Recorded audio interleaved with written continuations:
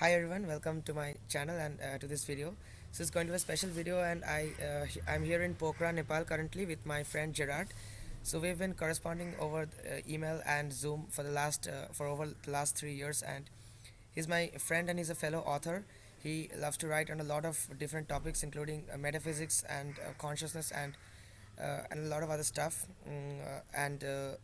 We really have shared interest in understanding the fundamental nature of reality. Probably we do it from slightly different angles, slightly different perspectives, but I find that good in a way because we can I find discussing stuff with him really insightful, and he really corrects me when I'm wrong, and I hope I do the same with him in some cases. And uh, mm, so that's why I decided to come here in person and meet him and spend my Christmas holidays with him in Nepal, in Pokhara. And in this video, we're going to discuss, kind of going to be a dialogue, and we're going to discuss a lot of important fundamental stuff, both of us. And I think you're going to enjoy this.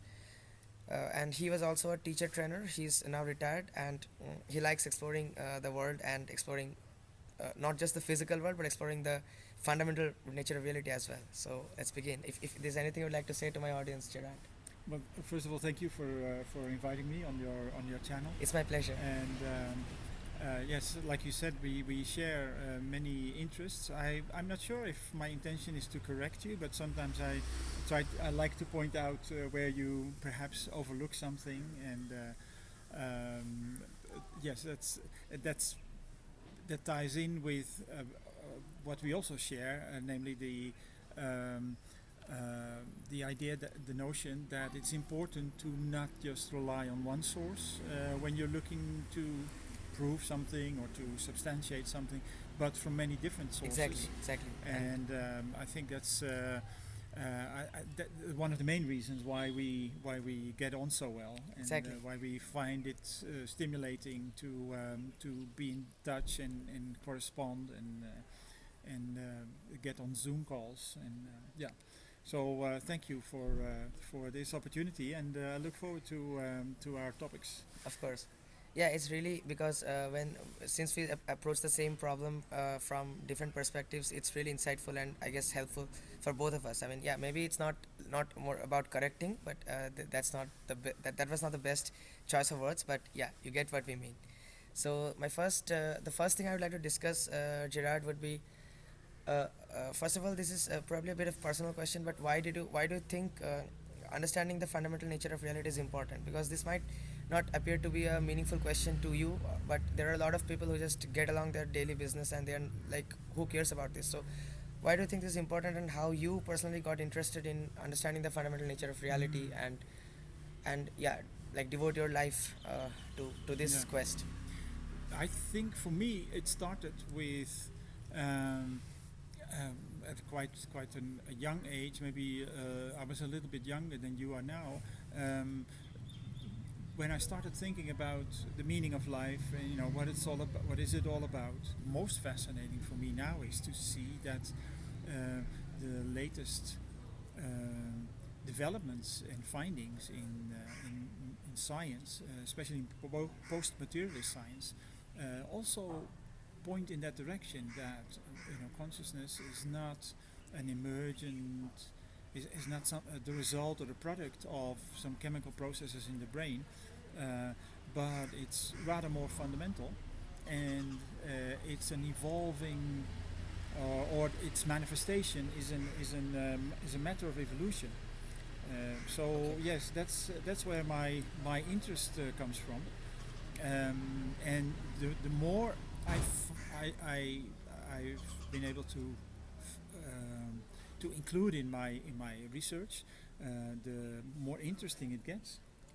Sure, that sounds interesting. Like in my case, it also started with consciousness. I gradually shifted to physics, and even now I am like physics is my cup of tea, as you know, as many of my audience knows as well. But it started with consciousness, and I think once you get, that's the beauty of science, or not science specifically, as a beauty of exploration. Once you get deep into it, you actually try to start to see the interconnectedness of it all. It's no longer like, oh, that this is physics, that is chemistry, that is biology, that is metaphysics. You said it's all just part of the whole, and you are like all trying to move towards that one thing, that ultimate so ultimate explanation kind of thing. Mm-hmm. We were just reading that book by John D. Barrow, that Theories of Everything, and that's the title of the book, The Ultimate Explanation. So that's a great book. You can also check it out. I'll maybe provide the link in the description as well. So yeah, that's interesting. But yeah, is there anything you wanted to say? Yes, the you know, the idea, the notion of consciousness, that actually ties everything together for me, because if you approach the fundamental of reality from the physics side, Yeah. what I found lacking is a valid, a working explanation for the existence, the experience of consciousness, the things we experience. That's the reason why it's so important to look at different disciplines. Yeah, and I their mean findings. this is what we call qualia, this sense of existence or something. I mean I guess that cannot be accounted for in entirely physical terms, and that's what Or is in lacking. terms of quanta.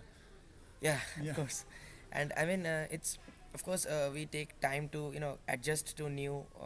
It took physicists a lot of time to accept Einstein's theory, and that was only after they got some actual evidence after that little angle in the solar eclipse was found. But Mm.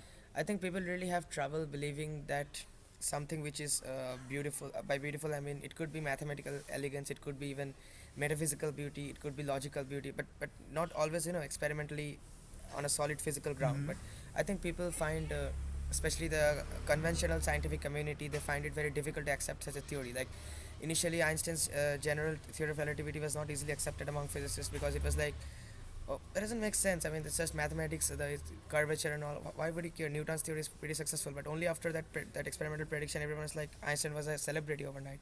And then even then, we took a lot of time to, like for the last in the last century, the physicists were so much, like almost all physicists were reductionists, and even today there are some who are just The reductionists. majority still are.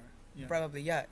And they just like to break things up and just they think this approach will take them to the will give them all the answers they want, all the questions there is to ask, the answers to all those questions. But still, I would say there are a lot of, especially as you mentioned in the postmodernist science, there are a lot of physicists, a lot of stuff which is going on, and they're actually physicists are getting out. I mean, at least some of them are. They're getting out of this reductionist attitude and they're moving into emergence. Yes. And some of them are even they're learning to recognize that even emergence in the conventional sense is not capable of explaining everything, and we need to go to something even more fundamental, even more broad, and Yeah. that could be.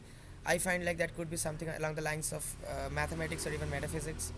So Mm. I think some people, some physicists starting to realize that, and I would say that's a good thing overall. But what I've if I may interrupt, Yeah, sure.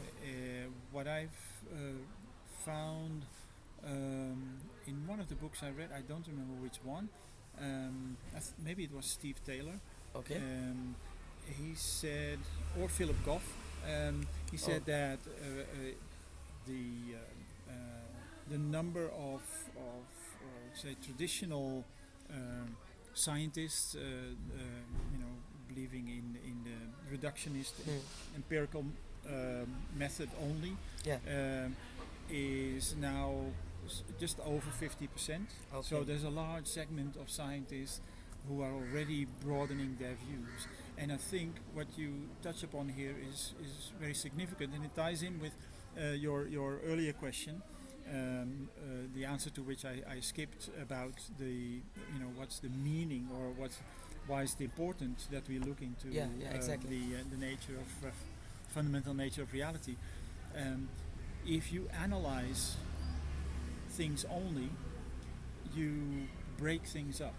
Yeah, you look at the constituents of a particle or whatever it is that you're analyzing, and you lose sight of the whole. Exactly. To me, it is clear that this approach has permeated our lives, and has also informed the way we approach life in our daily dealings, where, because we have analyzed life into pieces, we're acting like fragmented individuals, who have lost sight of the sense of community in especially on a global scale, That's but also on smaller scales where we find in many countries now lots of antagonism towards different groups and sorry yeah. um, uh, competition uh, because we're all seeing we've been raised to see each other as separate entities who have to make it in this world and who have to fight for their place under Okay. the sun um, has bred a level of competition that's really destroying the world, and maybe we can go into that later. But I feel that's directly related to this complete focus on analysis since say and empirical methods since the Enlightenment. That's really relevant, and that's you put it in a very good way because what I of course we'll go into it later, but let me just I thought I'd say this now because I have a habit of forgetting stuff. You Of and me course, both. yeah, yeah, both of us. But it's natural at your age. I should. Thank you. Okay, but yeah, like if we go back, maybe say 100 years, or I mean not 100 years, very back. There was not like okay, I'm a scientist, I'm a physicist, you are a biochemist, you are something, you are this, you are that.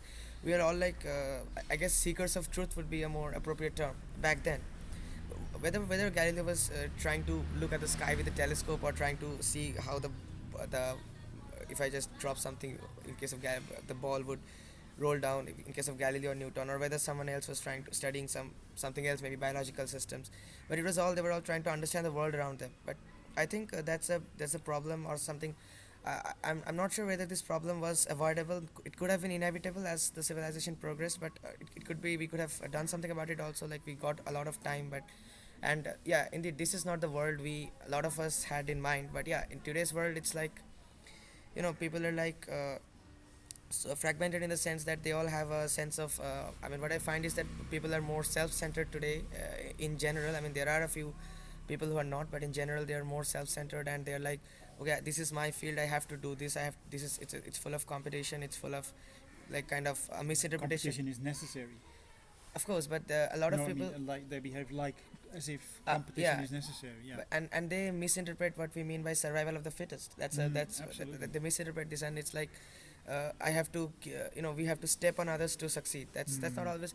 I mean if you look at it, it's collaboration is more important than competition. It's I have recently realized this as well, and I admit that at one point of time, maybe a few years back, I used to think along those lines, but now I have realized this. And the thing is that if you actually think about think it in terms of collaboration, you can actually see the interconnectedness of it all. You can even let me give two examples, one along the lines of metaphysics and one along the lines of biology from the point of view of physics. Like it's like okay, you're a physicist, why are you dabbling in biology? But Schrodinger was he wrote a book called What Is Life back in I guess 1944 or something, and that's like excuse me. So Schrodinger wrote a book called What Is Life back in 1944, and he was a physicist. And back then people had no idea that physics and biology could like there was anything they had anything in common, because by then the fragmentation has already started. Physics and biology were separate disciplines. But Schrodinger actually analyzed life and these complex systems, and even he tried to analyze consciousness from a point of view of physics. And it was not entirely physics. There was also a lot of metaphysics. There was also a lot of philosophy, and there was also a lot of logic. And and then there are a lot of other works. And today, if we see, biophysics is a flourishing field, and we the physics of complexity has gave us a lot of insights into how complex systems work. But again, if we want a fundamental insight, as Gerard pointed out, maybe we need a more general approach and not the approach which is followed by most physicists today. I mean, not the I would kind of say synthetic approach. synthetic approach. Yeah, this is the term I forgot. Actually, the foundation is where the physical world emerges from. The physical sciences are unable to explain a lot of things that are happening, including consciousness, Yeah, of and course. especially consciousness. Approaches to analyze what's the what is wood made of. So you take apart wood and you go to the microscopic level and you find that the atoms in wood differ in their constituents or their That's somewhat like the composition. reductionist approach. Yeah, that's how I Yeah. see it. In broad lines, I'm not a scientist. I mean, No, no, that's I hope okay. I am not. I'm that not is a clear scientist either. to your audience. None of us are scientists, but both of us are seekers of truth for sure. So that's what matters. Yeah, but you're a student of physics, and Yeah, but so that makes, in my mind, that makes you a scientist. not yet. But yeah, but the thing is that when you say, just thought I would mention this. Uh, Many scientists, even when they follow this approach, they don't have. I mean, I shouldn't say many scientists, but many people they don't have this insight. Like for instance, even when we are breaking something up, even that gives us that should give us a sense of this like of an unified whole, but we don't see it as such because, for instance, many years back, people were like water. I mean, liquid water and water vapor and ice. They're like entirely different things. I mean, many years back when we don't Hmm. didn't know of chemistry and stuff, and then we started breaking them up, and when we broke them up, we saw okay, all of them contains these H2O molecules, water molecules. Even ice contains water Hmm. molecules, Yeah. but even the same molecules are at the root of all these three apparently different substances, Hmm. but they're just arranged in a different way in ice and in a Yes. different way in water and in a different way in water vapor. So I think there are a lot of examples in science as well as in metaphysics, and which shows that we are part of a unified whole. And even when we try to break things up, if you have the ability to have the right insight, even that should suggest to you that no, it's actually not fragmented in that sense. I'm not sure. Hmm. I'm just using it as a figure of speech, Yes. but I think you get the point, I and see what you mean. I think my audience gets the point Yeah. as well. So that's something I thought I would mention. Yeah, You know, and yeah, in that sense I agree, because it has allowed us, like astrophysics and astrobiology, yeah, to see that we all stem from the same, we're all created from the same stardust. A very strong suggestion of the evolution of consciousness, which is lost when you look only at the particular elements. How many protons or how many absolutely, etc. absolutely, neutrons are in an atom that make up a piece of wood or a rock or a blade exactly. of grass. So that's what I find um, a disadvantage of the analytical empiricist Undoubtedly. reductionist approach. But yeah, this forms a good bridge to the next thing we had in mind. Like first of all, when we say consciousness, do we have like what exactly do we mean by that? It's, of course, I understand it's not like any there shouldn't be any constraints like consciousness must be able to talk and walk like a human. But Hmm. so when you say, like, for instance, an atom could be conscious, or this, what exactly do you mean by consciousness, first of all? Yeah, consciousness is a matter of degree. Obviously, the consciousness of an atom manifests in an entirely different way than the consciousness in an animal or human being, or in, for that matter, a galaxy. Uh, a galaxy is a cosmic, a galactic being on a scale that far exceeds our imagination, Of course. or our ability to understand. But it has its own aim, its own goal, evolutionary goal, and the same is true for every stage between the microscopic and the galactic. So what is consciousness? Yes, it really depends on what kingdom in nature you're looking at, what element, Okay. or what part of the cosmos you're looking at. So basically, if I may be wrong, but is it something? I just remembered. Yeah. Beautiful, beautiful definition of consciousness. Yeah. Sure. Please. Consciousness is life becoming aware of itself. Wow. So, and life becoming aware of itself in the mineral or in the vegetable or the animal kingdom, the human kingdom, in the cosmos. Yeah, you can see that around you. People, Wow. animal, everything that lives, and everything that doesn't live in our definition of, or our science's definition of life, is in some way connecting to the world around it, um, and growing, as Okay. Darwin has shown, but even more recent biologists have shown how that trees are communicating. Yeah, yeah. So yeah, what is consciousness? Consciousness is life becoming aware of itself. You That's know, what I'm consciousness is. reminded of Richard Feynman's quote, which is a very famous kind of poetic quote, and it actually makes a lot of sense. I, an universe of atoms, an atom in the universe. Mm. And that's like, yeah, if you think about it from different perspectives, I'm a universe of atoms.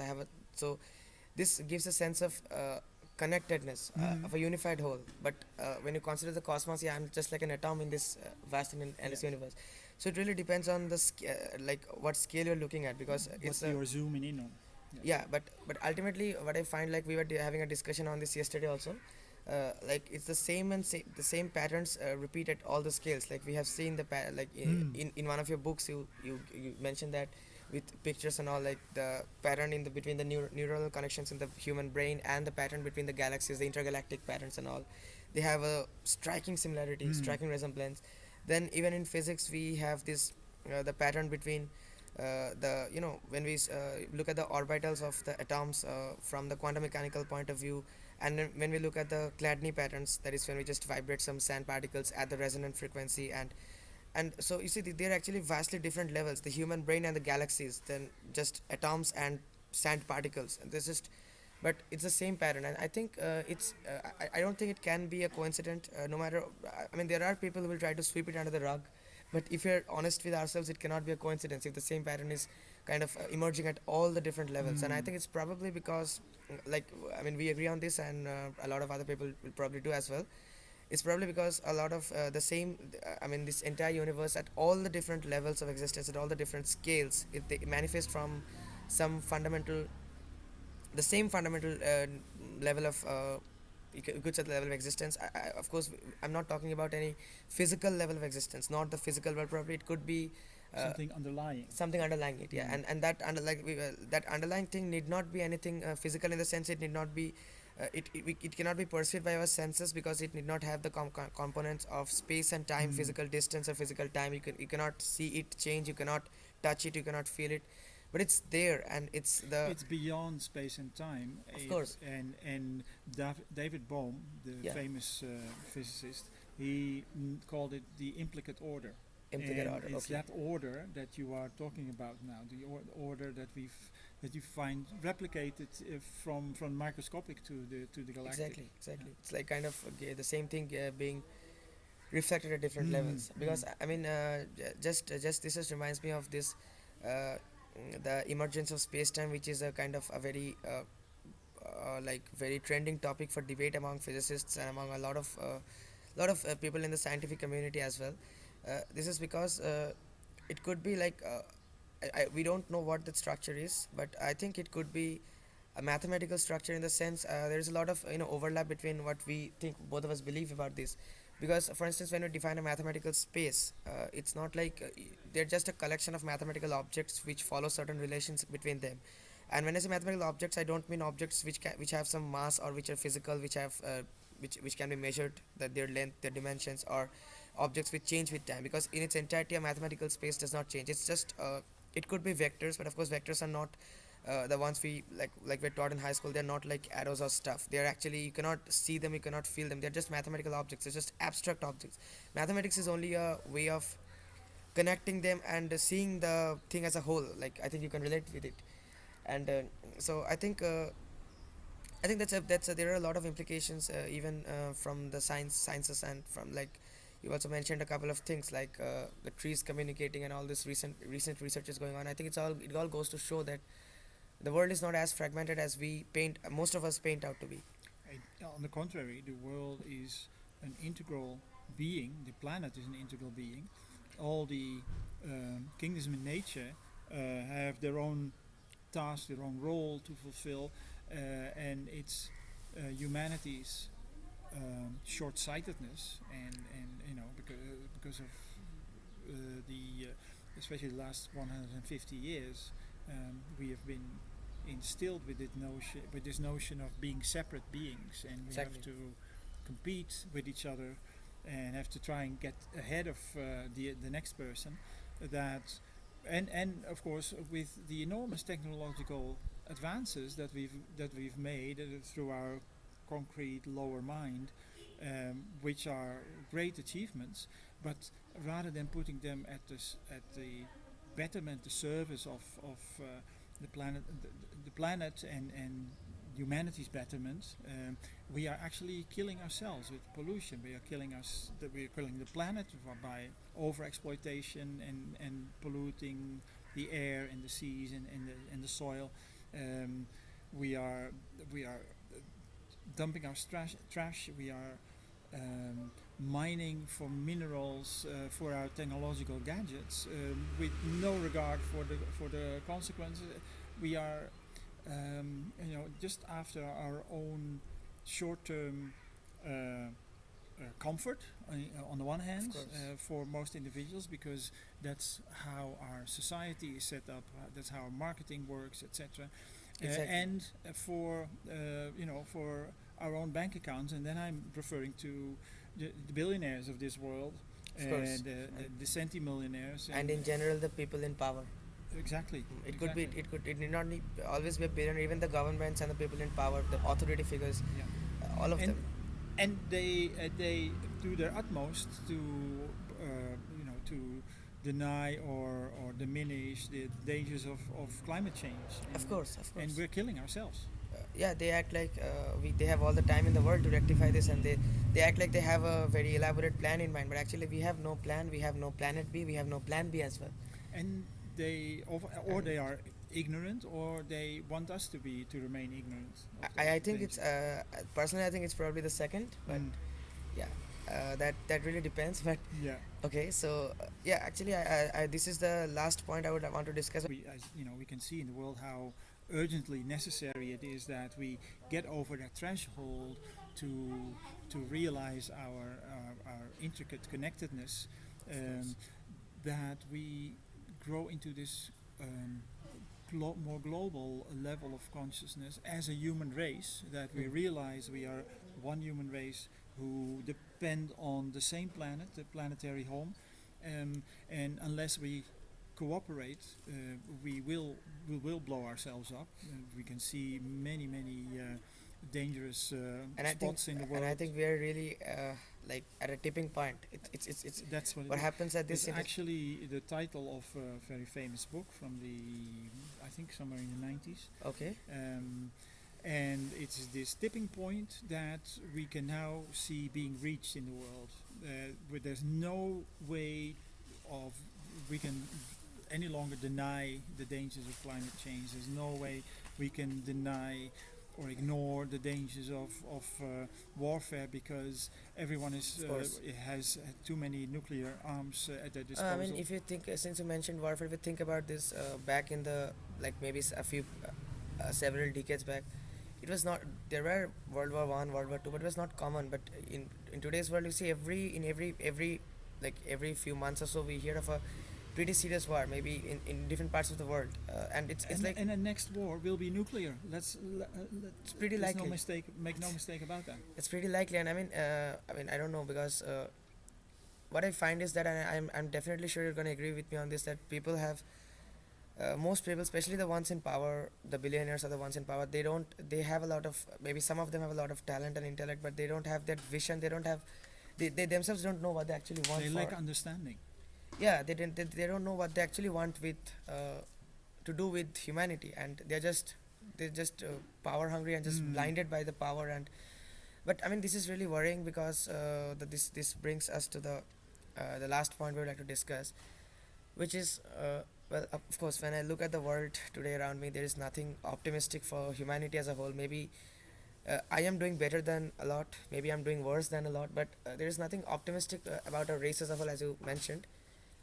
But I think personally, what do you think we should I mean, maybe it's not possible for common people to bring about a lot of change if you be practical, but what do you think we should do, and how do you see the future, like the way things are going, how do you see the future about of humanity in terms of understanding the nature of reality, and in terms of understanding their interconnectedness, and in terms of stopping all this The fragmentedness race to the precipice. yeah, exactly. Well, I think I mildly disagree with your statement that there's nothing to be optimistic Okay. about in the world, because the conglomeration of crises, the coagulation of crises in the world, um, which are undeniable and inevitable to be faced by Yeah, humanity, that's the point. It's inevitable.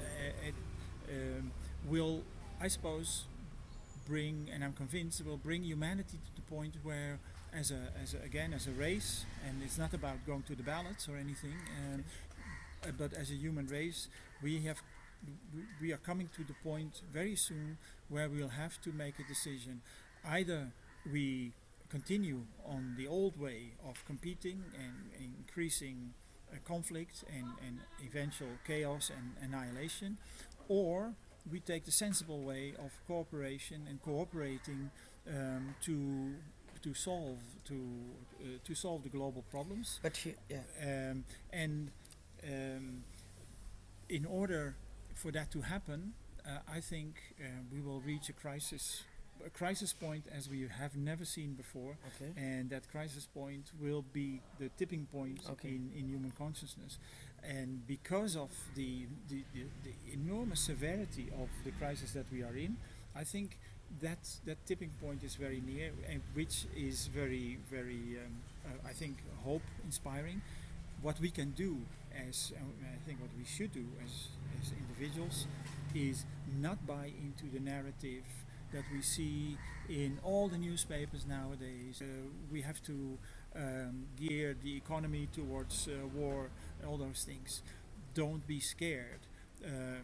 Be ready to be responsible in a planetary sense, and be ready to cooperate and let your representatives, your members of parliament, whoever, know that it is only cooperation that will help us escape and overcome the current crisis, and only through cooperation can we create a level of justice in this world where nobody, because there's so much, the world, even in its dire state today, produces so much food and all the other basic necessities. There is enough for everyone to distribute the things that are already available to the places where they are needed, but that are lacking access to adequate food or healthcare or technology, only because of a lack of money, only because they are not contributing to the profit, the massive profit. And by creating such justice through the worldwide sharing of the wealth that this world produces, can we secure the future. And only through that channel can we secure peace. That's a very good answer, and it makes a lot of sense. But I think here's one question I wanted to ask based on what you said. When you said we will reach a point when we have to make a decision whether we like kind of competition versus collaboration. How like practically will all the humans, especially the commoners, will they have a say in that decision? Yes, and that's where it's interesting. In view of the things we've been discussing, Yeah. and to come to your question, once enough of humanity decide enough is enough, we need a different approach, we need a different direction, then yes, there will be lots of opposition from the forces of materiality, Wow. the people in power, the billionaires and who have you. But it was a very interesting sociological study a couple of years ago Okay. that showed that for positive change to happen, it only requires, in a country it only requires 18% of people to be involved and be actively Wow, make an active effort towards that. that sounds change. like a pretty low percentage, and Yes, that's hopeful. That's amazing. That's That's hopeful. amazing. That's really hopeful. And in this case, it's about a change in people's hearts. There's way more hope in the world, and every reason to be hopeful if we are ready to take our own responsibility and indeed are open to that change of heart and plead for cooperation, for sharing, for justice, for peace. That's the only way. Only, Okay. and it's not about. See, it's about the tipping point is about coming to a sense of unity, and a sense of unity in this world is about international cooperation, giving equal voice to all the nations. It's not about uniformity. It is not about we all have to think the same, and we're not allowed to have our own opinions, or have our different ways of expressing ourselves. Of And on course. the contrary, it's about everybody contributing their talents. Unity in diversity. Exactly, exactly. Okay, so that's a beautiful way to end this discussion. And yeah, so even although I am, to some of my viewers, I'm perceived as a pessimist and nihilist. Yeah, I can actually say that. I'll convert you yet. Of course, and you've already done a pretty good job. So I can say that yes, guys, it might appear that no, it's not possible for me to make a change when all the people in the power they choose to keep their eyes shut. But there are a lot of indications, and yeah, I said a couple of minutes back that there is nothing to feel optimistic about in the world, and right now I want to take that back. And there's a lot you can do, there's a lot we can do, and I think as we say goodbye to 2024, and as we really look into very unpredictable and unexpected future, I mean there is something to feel scared about, but there is a lot to feel excited about. So I think it's all about, we all have the tools in our hands, all of humanity. It's just a matter of picking the right tools and doing the right job, and I believe it's well within our powers to do that. So yeah, I think let's all Look in your heart and exactly choose humanity.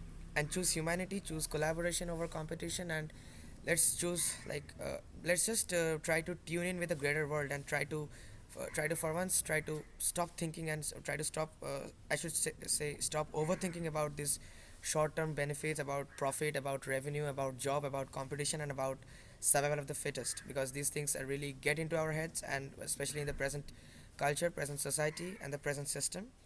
So with that, I would like to end this video, and yeah, once more, let's be hopeful as we look into 2025. Our hearts filled with optimism and hope, our brains filled with lessons, and our experience to guide us. And let's all unite and walk the path with courage and confidence, as well as with reason. So I hope you enjoyed the video and found the video insightful. Found our discussion insightful. So that's all, guys. See you later, and thanks for watching.